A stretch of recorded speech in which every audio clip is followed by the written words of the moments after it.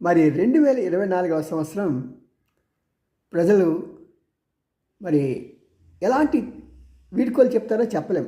కానీ ఒకటి మాత్రం మీ అందరికీ విజ్ఞప్తి చేస్తున్నాను, తాగకండి. ఒకవేళ తాగినా సరే రోడ్డు మీదకి వెళ్ళి గొడవలు చేయకండి. రేపొద్దున ఏదైనా సరే అది మనకే తగలచ్చు. ఈ రోజున మన తప్పు చేసామనుకోండి, ఆ తప్పు ఈ రోజున ఎవరు పట్టుకోపోవచ్చు, కానీ రికార్డ్ అవుతుంది ఎక్కడ? దేవుని దగ్గర.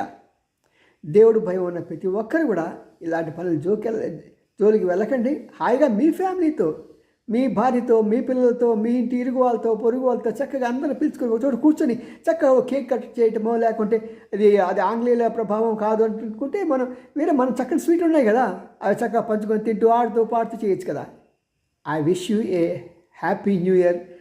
I welcome 2025 to be prosperous. God bless you all.